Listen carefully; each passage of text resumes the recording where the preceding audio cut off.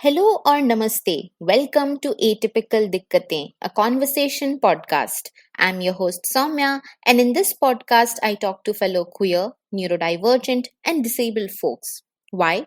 Because I want to.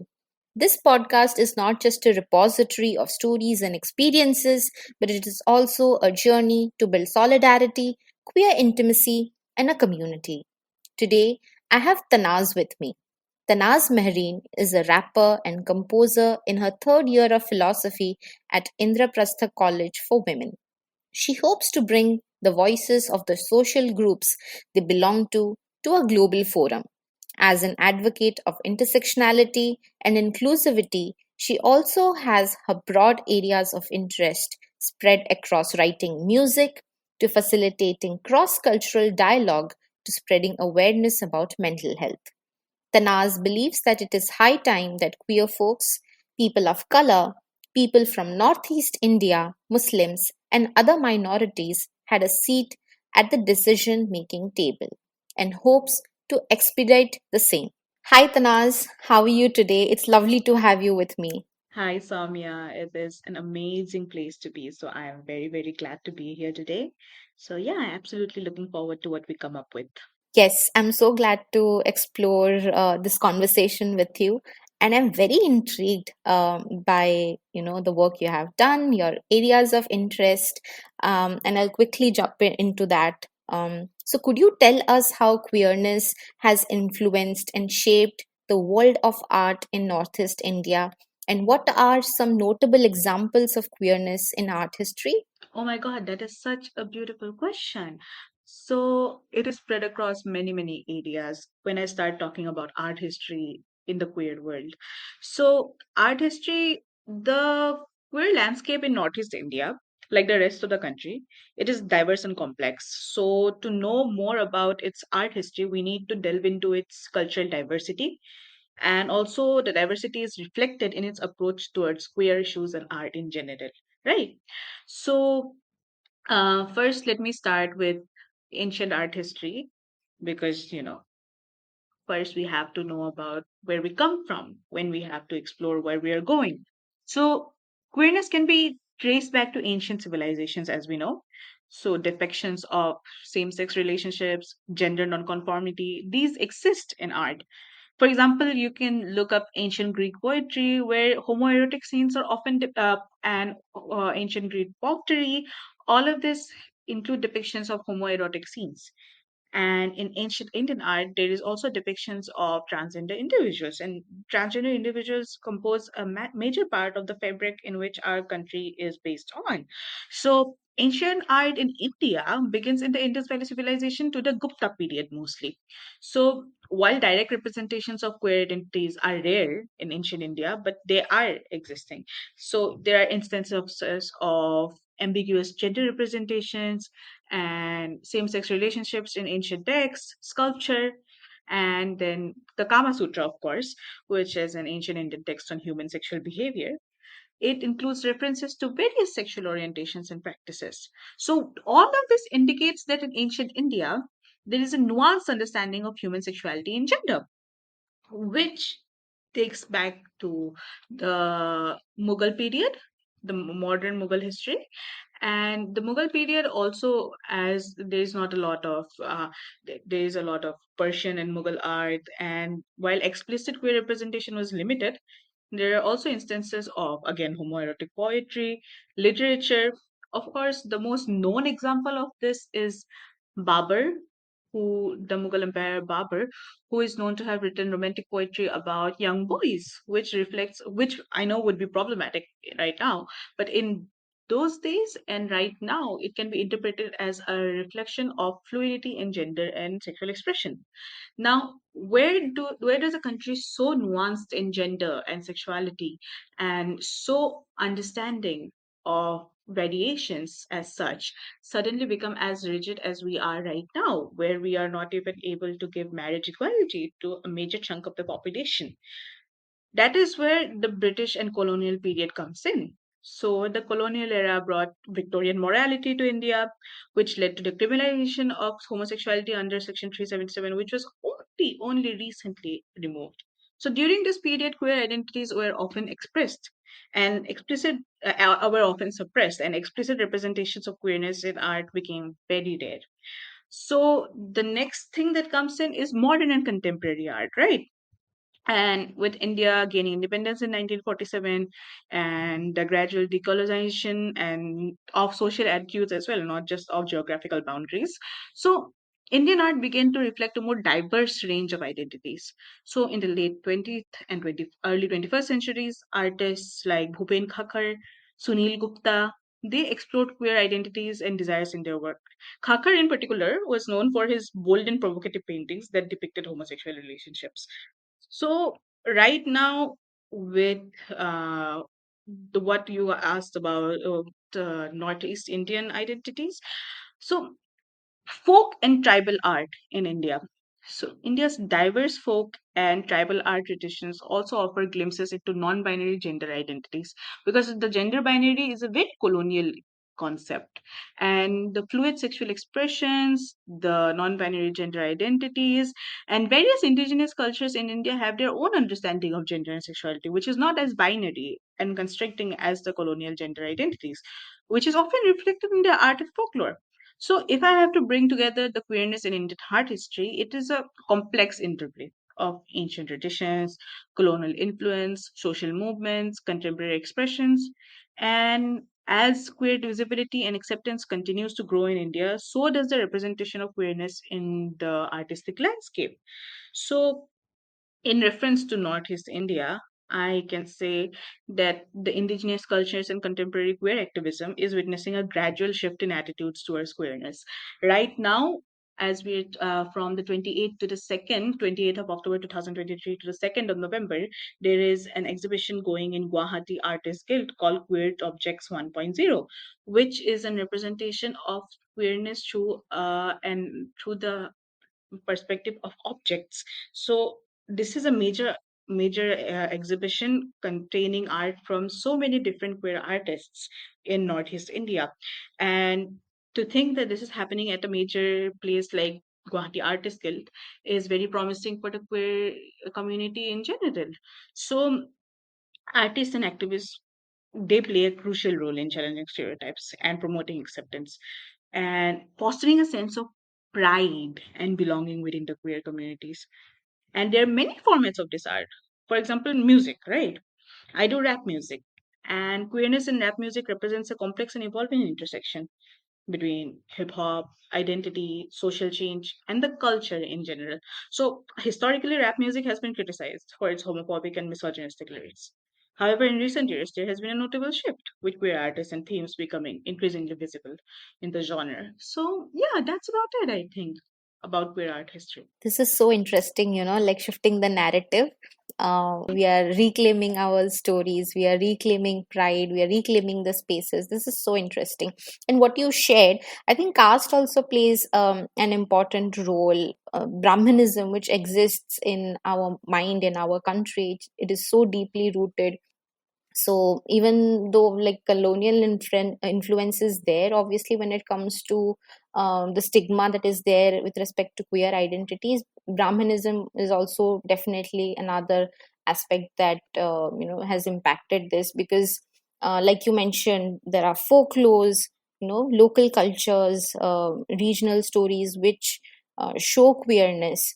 But caste is so, like, India is such a deeply casteist society. Caste is so deeply entrenched that it has also worsened the stigma that queer people face. So yeah, but you briefly mentioned about the hip hop culture and its relation to queerness. So in what ways has hip hop culture embraced and addressed queerness, and how have queer artists impacted the genre in general in India? Thank you for the question. It's very interesting. Again, I love talking about all of this, and I'm so glad that I'm getting a mic to do this. So, queerness in rap music represents a very complex and evolving intersection, right? As I said, in between hip hop culture, identity, social challenge. So, in the early days of hip hop, the culture was very hostile to the queer individuals. Homophobic slurs and derogatory language were unfortunately very common in rap lyrics, right? So, this reflected a wider societal attitudes at the time. So, you cannot blame hip hop alone for being misogynistic and homophobic, just as any other form of art. So the emergence of queer artists, despite the challenges, began to emerge in the 21st century, in contemporary hip hop that I'm talking about, right? Of course, the closeted sense of hip hop was always there. Queer individuals have existed as long as hip hop has, and even more. So for example, artists like Frank Ocean and Tyler the Creator, they came out as queer, prompting discussions within the hip hop community about queer representation. All of that was not positive, of course, as we can see artists like Lil Nas X, who have gained massive popularity, openly embracing their queer identities. So his hit song "Old Town Road" that became a global sensation, making him one of the most prominent queer figures in the genre. So hip hop Queer rap artists are challenging traditional norms, not only in terms of sexuality, but also in their music videos and performances. And of course, there is an intention to do good, but sometimes it doesn't come out exactly as we'd like it to. For example, in some of Kendrick Lamar's music in his new album, which is amazing, by the way. So, queer rap artists often use their platforms to address societal and political issues, so including queer rights, discrimination, acceptance, and the lyrics, because rap is rhythm and poetry. So the poetry rappers are poets, if you come down to it. And I am not saying this in context to all rappers maybe, but let's be honest, all poets were maybe not considered serious poets back in the day. So all rappers are not considered serious poets right now, but that doesn't mean that this is not poetry just because it's on a beat, it's on a rhythm. So their lyrics provide a unique perspective on the intersectionality of identities, which highlights the struggle faced by queer individuals, especially those from marginalized communities. When it comes to gender, representation of the trans community in hip hop has been significant, and gender is very fluid. There's not a lot of space for feminine energy in the hip hop right now, but it has been around for a while. So there has been over the past few years there has been a notable increase in visibility and acceptance of queer artists within the hip hop genre. So, transgender artists, both rappers and other musicians, have become more visible in the hip hop scene. Like artists like Mikey Blanco, Laverne Cox, Big Freedia, and if we're talking about rappers, artists like Lena Waithe, LZ Granderson, Way Dash, they have openly identified as being trans and have contributed to the hip hop landscape with their own unique perspectives. So, trans hip hop artists and queer hip hop artists in general incorporate their experiences as queer individuals into their lyrics, and this music often serves as a platform for advocacy and education, raising awareness about the challenges faced by the queer community. So, yeah, I think it is definitely evolving into a healthy space for expression, but right now there is a long way to go. I love this, like this goes beyond traditional methods of advocacy and how we are using art for a social cause. And there are so many ways of incorporating this, not just like, graphic visuals, but audio is being used, performance is being used. So this is very exciting. You briefly mentioned about the trans community, and I wanted to ask you, what unique challenges and opportunities do the trans community face in the Northeast region, and how have local organizations supported their rights and well being? The queer movement in Northeast India is built on the back of trans individuals. So, trans individuals have been very prominent in Northeast India, like in many other parts of the world. And like in many other parts of the world, they face specific challenges that are shaped by cultural, social, and economic factors which are unique to the region. So, the challenges faced by the trans community first would be the social stigma and discrimination. Trans individuals in Northeast India, they often face social stigma, deep rooted traditional beliefs, and lack of awareness. They contribute to the prejudice against trans people, and they're frequently subjected to social exclusion, bullying, verbal abuse, and oftentimes death in itself. Like, there have been instances of like violence and self harm, which unfortunately the queer community all over are a bit too familiar with. The second that is very unique to Northeast India and India in general is the lack of legal protections. So while India has made progress in recognizing the rights of trans individuals, but it is very double-edged. For example, the Transgender Persons Protection of Rights Act 2019, the implementation and awareness of which is supposed to be for the protection of trans people, but the act in itself is very, very invasive and rarely takes the opinion of actual trans individuals into account. So, the implementation and awareness at a grassroots level, especially in remote areas of Northeast India, remain challenged. So many trans people are unaware of their legal rights, and enforcement of these rights can be inconsistent. So, which brings us to our third point, third challenge, which is the limited access to healthcare. So trans individuals often face challenges in accessing healthcare services, right? Which include hormone therapy and mental health support. Now add that to bad communication and societal stigma in your own country. So when the intersection of this happens, there is a very limited picture for healthcare professionals with adequate knowledge about trans-specific health, which need to be contributed to the limited access to healthcare. So the which also is correlated to the limited educational and employment opportunities.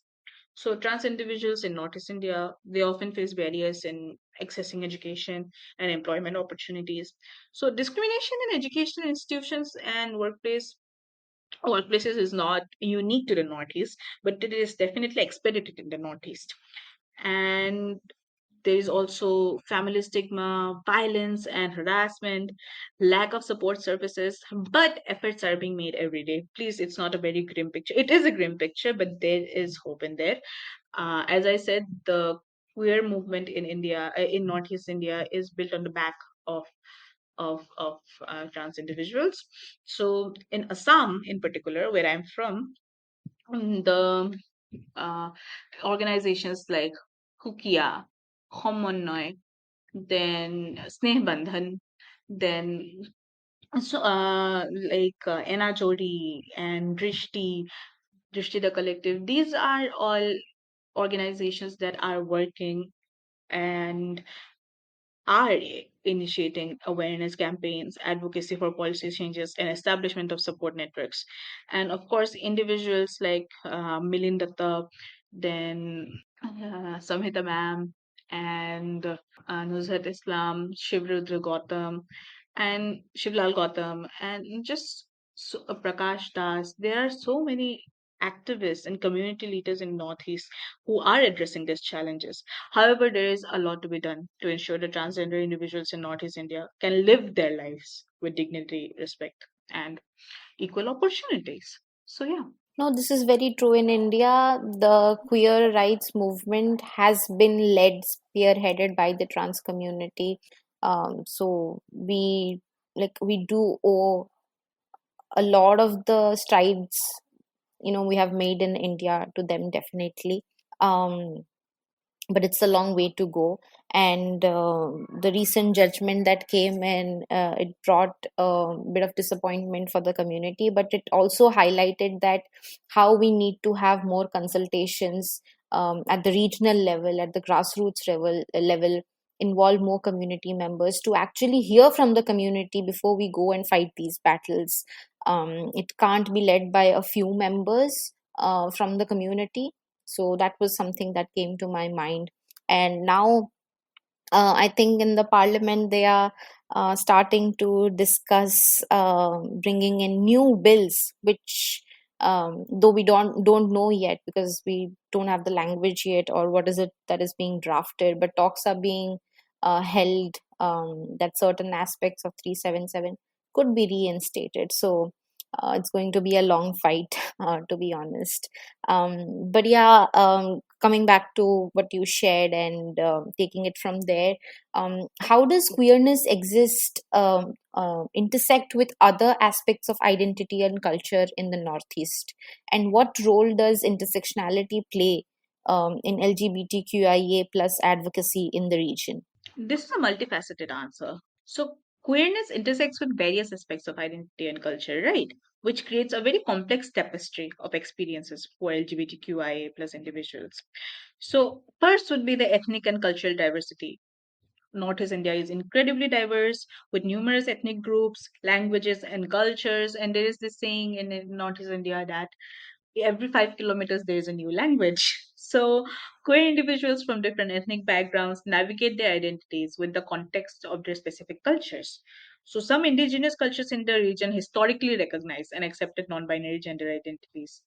For example, the Hijra Qaranas have been around for as long as I can remember, and there is a certain societal nonchalance towards it, which is not exactly acceptance, but not exactly malice either. But attitudes vary from community to community. Second comes in language and communication. So, language plays a crucial role in identity, as we know. Where individuals in Northeast India navigate the challenges of expressing their identities in languages that might lack specific queer terminology. This linguistic barrier can affect communication and understanding within families and communities because all of this is so westernized and Eurocentric. We don't know what non binary people are because we don't have terminology in Assamese. We don't have a Meitei equivalent of what demisexual is. So it is very hard for people to find terminology to express themselves, especially when it comes to understanding in families and their own communities, which brings us to the third point, which is religious beliefs. Religion also intersects with queerness, as we know. All identities intersect with other identities, as a matter of fact. And Northeast India is home to various religious communities. And the interpretations of religious texts and teachings can influence attitudes towards queer individuals. So, most of it is sometimes homophobic, as is the case with so many religions. And advocacy efforts often engage involving with religious leaders to promote understanding and acceptance, which also doesn't go well most of the time. And then there also comes the fourth challenge, which is the rural and urban divide. So the experiences of queer individuals differ between urban and rural areas, as we know. So urban centers might offer more resources and social networks and support systems, while rural areas often lack queer visibility and face stronger social stigma. And advocacy in rural areas involves unique challenges, which include limited access to information, limited access to resources, and limited access to themselves. And this brings us to the fifth challenge, which is gender norms and roles. And traditional gender norms and roles intersect significantly with queerness. Non-conformity to these norms, whether in terms of gender, expression, sexual orientation, can lead to social ostracization. There is also terms like maikimua, which means effeminate, but it's a derogatory word in today's world. And in today's world, but it is a derogatory word in general, which means the effeminate person. But advocacy efforts often challenge rigid gender norms and promote acceptance of diverse gender identities. But terminology like this exists, but terminology which facilitates the queer identities unfortunately does not. However, there are being efforts are being made to find identities and terminology that people can identify with in context to the socioeconomic factors which we are familiar with. And then again, as I mentioned, socioeconomic factors, which also presents another intersection. Socioeconomic status intersects with queerness, right? Which affects access to education, healthcare, employment, housing, all of it. So, queer individuals from marginalized socioeconomic backgrounds face compounded challenges, making it essential for advocacy efforts to address economic disparities. And finally, I'd say family and community expectations. So, family and community expectations are particularly significant in Northeast Indian culture. Of course, it is very prevalent in the rest of India as well, but it's particularly prevalent in Northeast India.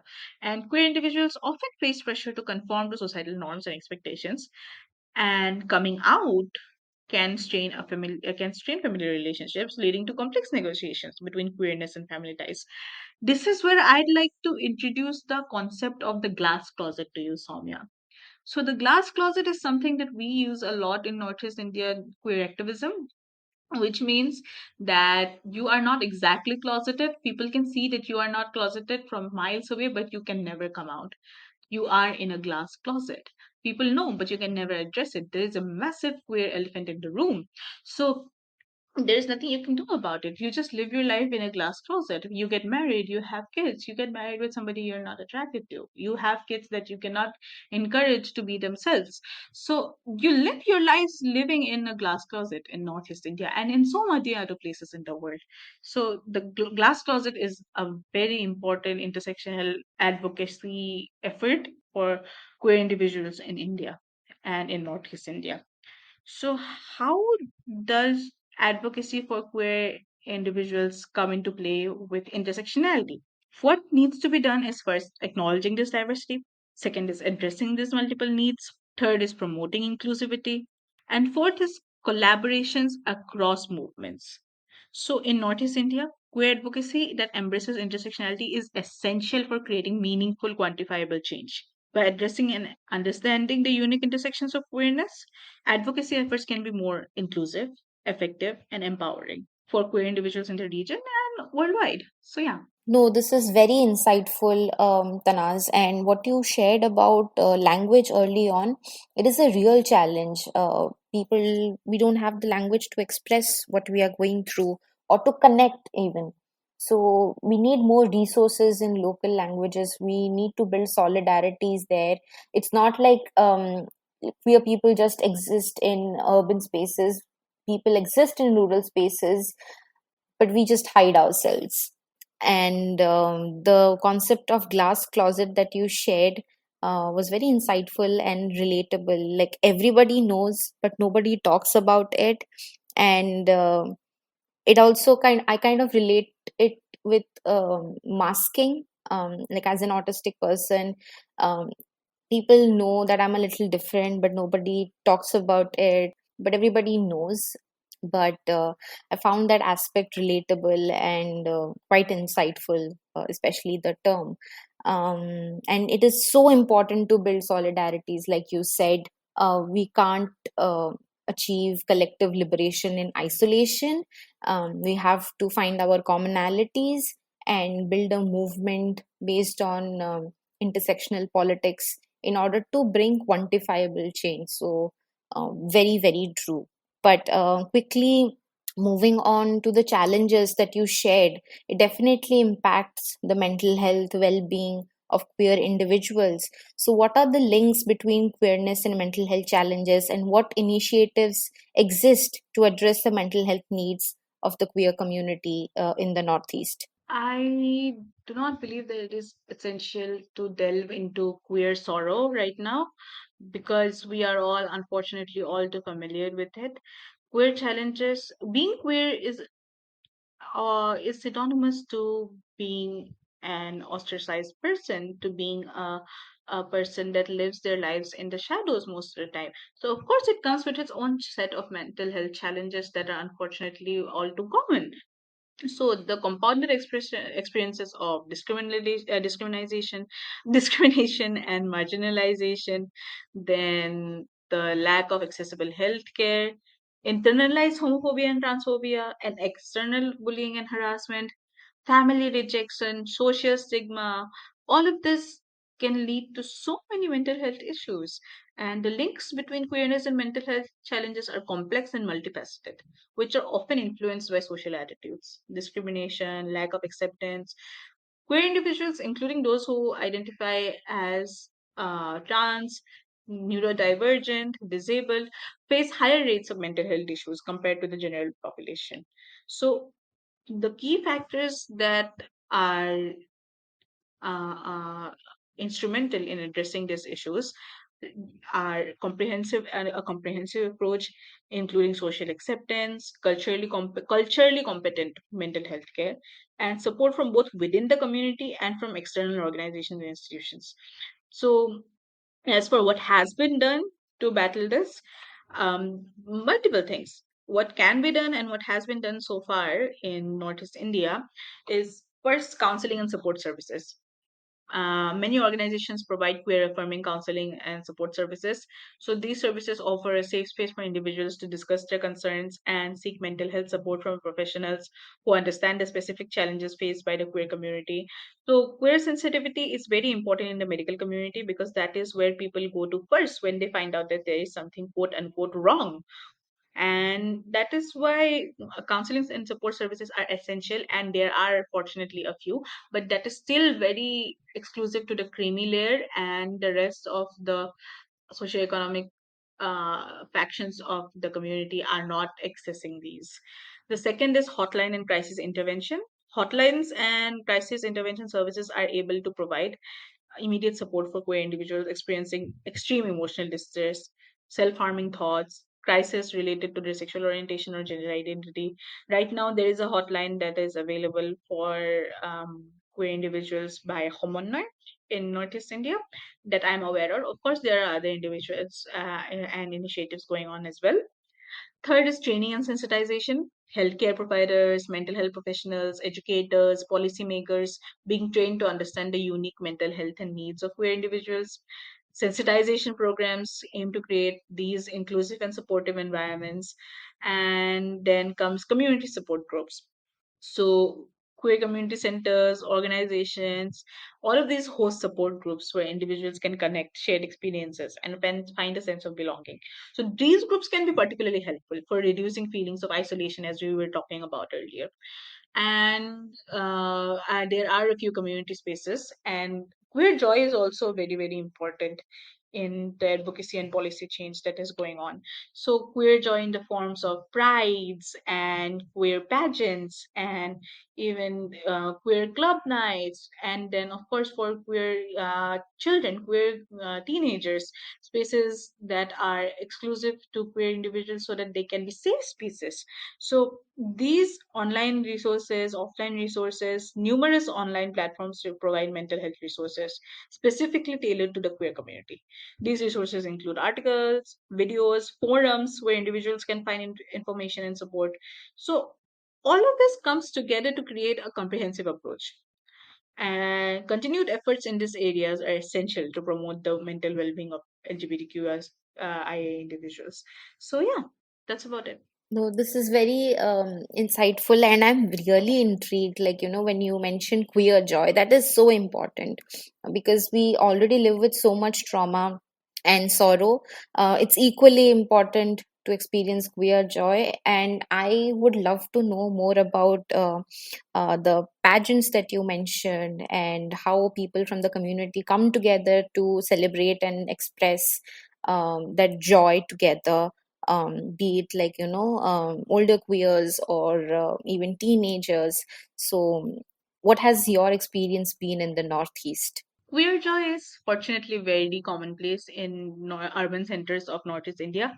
Of course, this can be a highly privileged take also that I am having, but queer joy in the forms of pageants, as I mentioned, there is a massive pageant called Miss Trans Northeast, which will enter its second edition this year, and it takes trans individuals from all over the Northeast and they have a beauty pageant which is judged by very prominent people and in very prominent places.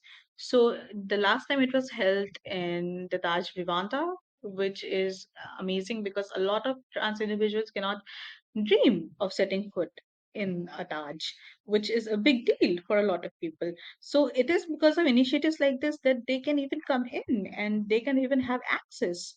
And all of us are so deprived of queer joy in general. So pageants, as I mentioned, and then there is an organization called Snebandhan, which holds club nights, and then there is an organization called Common Now, which holds community gatherings, and we have Queer Pride every year, which started in 2014, and Milind Datta was instrumental in holding that. And right now, we are all holding Queer Pride as a community effort. So all of that comes together to culminate queer joy and celebrate it, which is so, so essential right now. And all of this is, of course, very privileged. All of this is, of course, highly exclusive to the social economic factors which have the access to this. But right now, we are also trying to have queer prides in areas like Tezpur, Jorhat, Dibrugarh, all of these places, and in the rest of the Northeast as well. And queer organizations are trying their best for offering solidarity to Manipur right now. And the Northeast is a family in itself. It is a very The community in the Northeast is very close knit. So queer joy in general is not exclusive to the Northeast, but it is very, very prevalent in the Northeast. So there are also libraries for queer children that the amazing Rituparna is working on. And yes, just so much queer joy all around. You just have to look for it right now. And we're working on making it go to even more remote areas and even more accessible places. So, yes, props on us and Godspeed. I'm already smiling, hearing about this because I heard the names of two of my friends. Like, I can already feel a sense of solidarity and belongingness. But you briefly mentioned about libraries also, so could you also share how these spaces are used to create a safe environment for young people or like young queer people in the region? This is Rituparna's territory completely. She is an amazing, amazing storyteller, and they have been so instrumental in telling stories and of queer people, by and of queer people. And that's why it is, I think, very important for children to learn about queer lives very early in their lives, because as we all know, bigotry is not inborn, it is taught. So if bigotry can be taught, so can kindness. And the queer individuals that have their share of unkindness can definitely cultivate their kindness through art, through stories, and that is where queer libraries come into play. So queer libraries by Drishti, the collective, and individual efforts like Pulak Jyotidas. Pulak Jyotidas has taken an effort to bring about a library in his hometown, and individual efforts, collective efforts like Drishti, all of it comes together to make an absolutely inclusive space, a very open space, a very kind space for children to cultivate these qualities. So, yes, libraries, queer libraries are also extremely essential, extremely essential. And I'm very glad that people are working on it right now. Yeah, I echo your sentiments. I would have like never imagined. Like, I wish I had these spaces when I was a kid, and I was so unkind to myself. And I used to think, um, if something is wrong with me, I would berate myself. Am I weird? Am I a freak? And like in the last couple of years, I see how people are even reclaiming Halloween. There's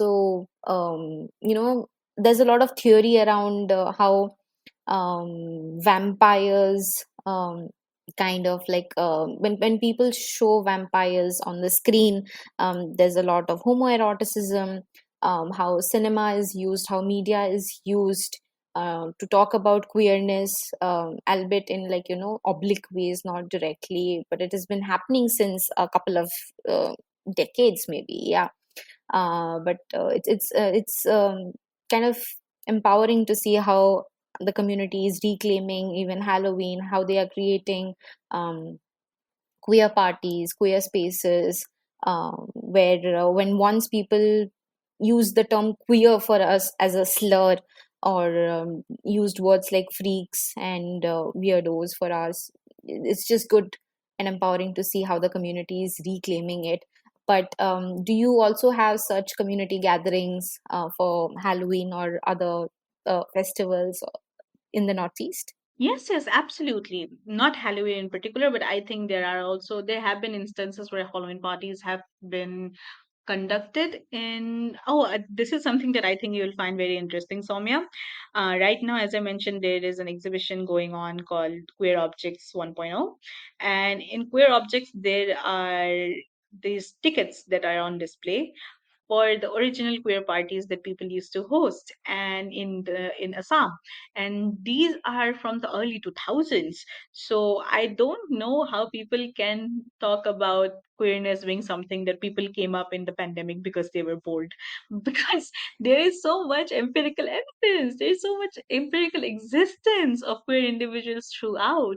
And this goes on to, okay, I live in a girls' hostel. I used to live in a girls' hostel, and there are pre-independence books in the hostel's libraries. And in those books, there are sapphic quotes. There are letters written in the silence of the colonial world, which had Shayari like जिंदगी है पहेली ना समझो, जिंदगी है पहेली ना समझो, मोहब्बत करते हैं तुमसे सहेली ना समझो. So these are all pre-independence quotes. These are all pre-independence art.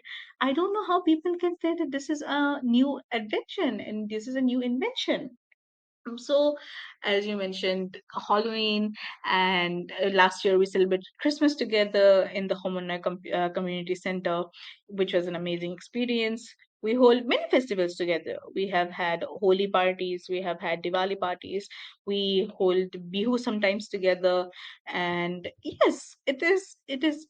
We have. I celebrated my birthday in the community center this year, so queer celebration is definitely around in Guwahati. And for the rest of the Northeast, we are on it. This is so sweet. This is so, so sweet. But yeah, coming back to, about art, and I would like to ask you a question about the intersection of disability and art. So, broadly talking about disability, which in itself is a spectrum of experiences, have you tried to talk about it in your work? If so, how?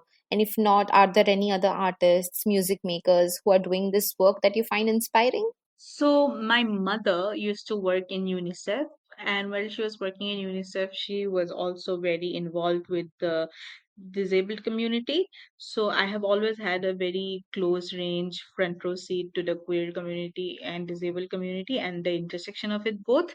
I unfortunately haven't had the chance to make it and culminate it in my own music, but that is because I'm an extremely new artist and I'm working on it definitely. And I mostly want to amplify the voices of disabled queer individuals rather than talking over them. But there are several queer artists who incorporate themes of disability in their work. For example, Alice Wong, who is a disability activist, a media maker, a consultant, and she is also the founder of the Disability Visibility Project and online community. And Wong identifies as queer, and she has been vocal about the intersections of queerness and disability. Then there's Raymond Antrobus. Raymond Antrobus is a British Jamaican poet.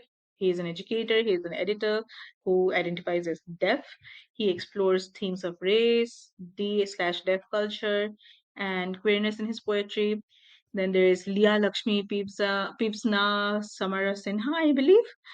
They are a disabled queer non-binary femme writer, poet, and disability and transformative justice activist.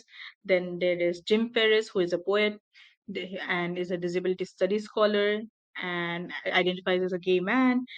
And then there is K. Ulande Barrett. K. Ulande Barrett is a poet, a performer, a cultural strategist who identifies as a disabled and transgender queer person. There is also Neil Marcus, and who is a performance artist, and so many more, Soumya. So many more queer lives, so many trans lives, so many disabled, neurodivergent lives in general that have to be explored, that have to be studied, that have to be lived. So I believe that all of this contributes towards dialogue around disability and queerness in general, shedding light to the often overlooked intersections of these identities, and that can be done mostly through creative expressions. Completely agree. And it's also important to chronicle these. We need to create archives so none of this is lost. We can hold on to this, and we can also take joy from these creative expressions. This was so very insightful, Tanaz. And I would also like to ask if you would be comfortable, sharing some of your poetry or anything which talks about queerness or your feelings or your experiences. I identify as a queer individual, and most of it is I don't know how to identify myself completely. I don't know how to use very concrete binary terms, which goes in the way of heterosexual, homosexual as well, rather than just male and female. So I have always known that I am attracted to multiple genders, and that is what I incorporate into my work. That is what I incorporate into my poetry. That is what I incorporate into my songs. And I always don't go into depth. Of course, I can, which I did as a teenager. I was so into what is right, what is wrong, what is normal, what is not. And that has led to a depth that only queer people are familiar with, that I'm sure you identify with. And that depth is, unfortunately, it is a privilege to not have it, which heterosexual cisgender folks don't have this depth that I'm talking about. They can get away with making lyrics like bada bing bada boom, and we have to talk about the transcendence of beauty and the divine feminine, because otherwise we have no substance. Well, I say I'm not going to do that. I write very simple lyrics right now. I talk about Shawty a little baddie and that she my little boo thing. And so I don't want to talk about the transcendence of the divine feminine right now. I am a 22-year individual. So let me talk about music like I like to talk about it. Let me talk about glitter eyelids and the way that she looks in when traffic lights, spotlights shine on her. And this I can talk about for men, for women, for non-binary individuals, anybody that I think is attractive. So right now I'm writing a song called Bird of Paradise, and which is basically talking about how the spotlight looks prettier when it's on her, and how she got me hooked on.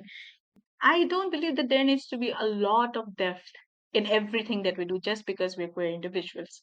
And yeah, that's what my poetry is about. Of course, I can write stories because I have diversity, I have versatility, but that doesn't mean that everybody is entitled to my emotional depth and intellectual depth in every project that I put out.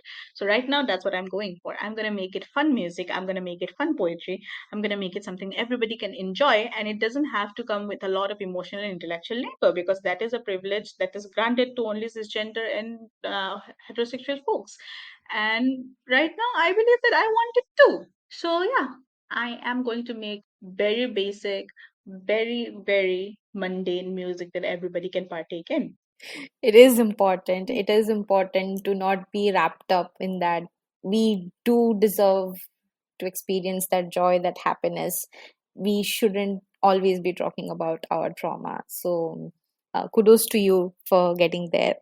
It took me a long time to realize that, okay, no, I do deserve to be happy.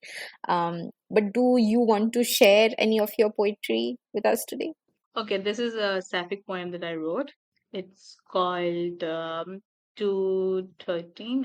Yes, it's called 1112 because I wrote it on the 11th of December last year. And yeah, I wrote that when the sky and the skyline embrace beneath the mystic moon, I weave a tapestry of words, a melody of you making me swoon. With every breath I pen this verse, a love untold, in hues of vermilion, my nerves begin to race. A tale of passion, as fiery as saffron and gold, like marigolds adorning a festive romance. With kajal on her eyes, her gaze transcends the night. As you hold me, like silk upon moonlit streams, looking for you in every face, I found you in the Creator's light. Sometimes a milkshake, sometimes mac, but always with the taste of sugared dreams. The beats of a tabla in my soul every day does resonate and play. As your city's year-round rains quenches the parched art's desire, a symphony of longing resonating every day in my city of oasis, only your laugh quells my ceaseless fire. For you are the fragrance, the essence of my being, my heart's eternal muse, my soul's eternal spring. So yeah, that's it. This is so sweet and beautiful. Aww. Thank you so much, Tanaz. This was so fun and so insightful. Do you have any parting thoughts that you would like to share?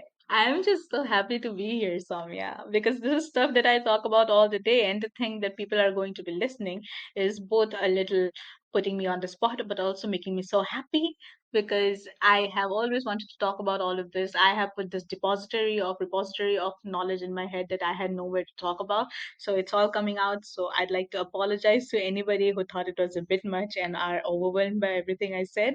But It is so, so, so amazing to be able to talk about all of this. And you're doing an amazing job putting this together. Thank you so much for your kind words, Tanaz. And we'll make sure to make transcripts of this so it's accessible and people can take their time to process everything, because I think we talked about a lot of insightful things, and even like names and resources that people can go and explore further. So thank you so much for that. Thank you so much for having me, Soumya. If you are hearing this message, you have listened to the entire episode. Thanks for sticking around.